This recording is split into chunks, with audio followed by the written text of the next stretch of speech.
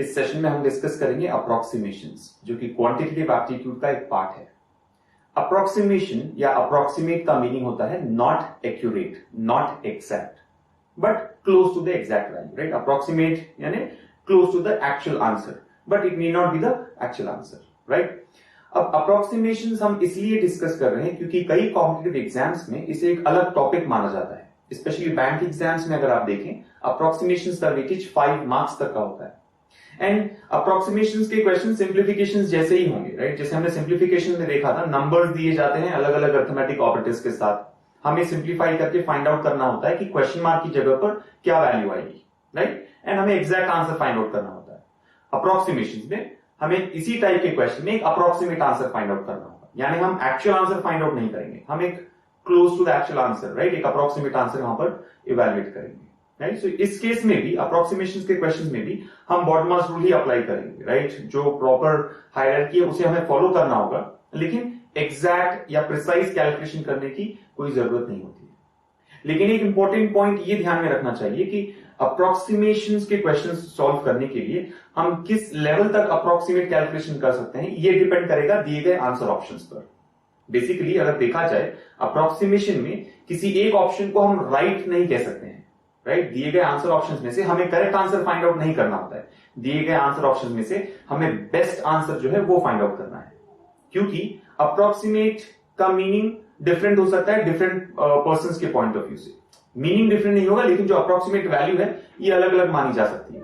जैसे मान ले किसी क्वेश्चन का एक्चुअल आंसर हो 9843, राइट। फाइनल जो एक्यूरेट आंसर है ये है 9843।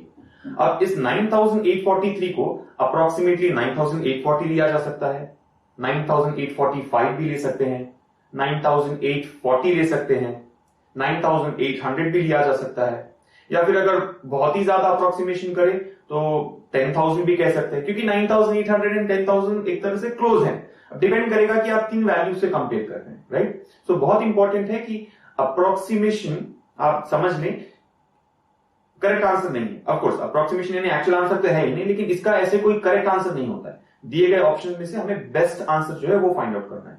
कई बार ऐसा होगा कि आपको 2, 3, 4 ऑप्शंस क्लोज लगेंगे, तो अब ऑप्शंस जितने क्लोज हो उतना प्रिसाइज कैलकुलेशन हमें करना होगा। अगर दिए गए ऑप्शंस बहुत ही ज्यादा डिफरेंट है, इनके बीच में डिफरेंस काफी है, देन हम बहुत इजीली क्वेश्चन सॉल्व कर सकते हैं। लेकिन क्लोज आंसर दिए जाए, जैसे 9843 के केस में अगर मान लिया ऑप्शंस 9830, 9840, 9850, 9865 ऐसे अगर ऑप्शन दिए जाए तो आपको बहुत प्रॉपरली करना होगा, क्योंकि ऑप्शन सारे देख सकते हैं क्लोज हैं, राइट, काफी क्लोज हैं।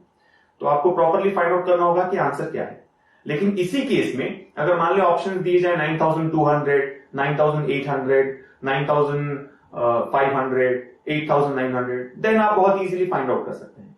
सो ये डिपेंड करेगा, अप्रोक्सीमेशन के क्वेश्चंस का सॉल्यूशन डिपेंड करेगा कि कैसे ऑप्शंस आपको दिए गए हैं। सो इस केस में ध्यान रखिए कि क्वेश्चन से ज्यादा इंपॉर्टेंट होते हैं ऑप्शंस, क्योंकि इन्हीं को देखकर हम डिसाइड करेंगे कि क्या करना है, किस टाइप का अप्रोक्सीमेशन एंड किस हद तक अप्रोक्सीमेशन करना है। तो ये हो गया बैंक एग्जाम्स के पॉइंट ऑफ व्यू से कि अप्रोक्सीमेशन एक टॉपिक है एंड 5 मार्क्स 5 क्वेश्चंस तक पूछे जा सकते हैं। लेकिन अदरवाइज भी अगर देखा जाए, क्वांटिटेटिव एप्टीट्यूड के सभी क्वेश्चंस में हमें कैलकुलेशंस करना है। जैसे कि हमने डिस्कस किया था, सिंप्लीफिकेशन सिर्फ एक टॉपिक ही नहीं है, सिंप्लीफिकेशन हमें हर क्वेश्चन में करना होता है। अब सिंप्लीफिकेशन अगर हर क्वेश्चन में करना होता है तो हर क्वेश्चन में हम अप्रोक्सीमेट कैलकुलेशन भी कर सकते हैं। अब डिपेंड करेगा ऑप्शंस पर। जैसे मान लिया आप टाइम एंड डिस्टेंस का क्वेश्चन सॉल्व कर रहे हैं, वैसे तो क्वेश्चन में हमेशा एक्चुअल आंसर ही पूछा जाएगा, लेकिन दिए गए ऑप्शंस को देखकर हम अप्रोक्सीमेट आंसर भी फाइंड आउट कर सकते हैं। एंड कई बार अप्रोक्सीमेट आंसर भी पूछा जाता है, राइट। जैसे अगर आप डेटा इंटरप्रिटेशन का टॉपिक ले लें, इनमें कई क्वेश्चन में दिया जाता है कि अप्रोक्सीमेटली क्या आंसर होगा, अप्रोक्सीमेटली क्या परसेंटेज होगा, राइट। सो सिर्फ बैंक एग्जाम्स के पॉइंट ऑफ व्यू से ही नहीं, सभी कॉम्पिटिटिव एग्जाम्स के पॉइंट ऑफ व्यू से अप्रोक्सीमेशन एक इंपॉर्टेंट पार्ट है, राइट। ये जानना बहुत जरूरी है कि क्या हमें पॉइंट्स ध्यान में रखने हैं अप्रोक्सीमेट कैलकुलेशन करते हुए। अब वैसे तो हर क्वेश्चन नया लगेगा, राइट, लेकिन कुछ एग्जाम्पल्स के थ्रू हम डिस्कस करेंगे कि कैसे आप अप्रोक्सीमेट कैलकुलेशंस कर सकते हैं, या फिर आपको किन पॉइंट्स को ध्यान में रखना है अप्रोक्सीमेट कैलकुलेशंस करते समय। ध्यान रहे, सिंप्लीफिकेशंस में हमने कुछ स्पेशल टेक्निक्स डिस्कस की थी, जैसे कि units place method, digital root method, लेकिन ये सभी टेक्निक्स हम अप्रोक्सीमेशंस में नहीं अप्लाई कर सकते हैं। रूल फॉलो करना होगा। कौन सा रूल? BODMAS rule, right. ये यहां पर भी फॉलो किया जाएगा। लेकिन यूनिट्स प्लेस मेथड अगर आप अप्लाई करेंगे तो आंसर रॉन्ग हो सकता है, क्योंकि हमें एक्चुअल आंसर नहीं चाहिए, हमें अप्रोक्सीमेट आंसर चाहिए। सिमिलरली डिजिटल रूट मेथड या रूट डिजिट मेथड अगर अप्लाई करें तो गलत आंसर आ सकता है, राइट।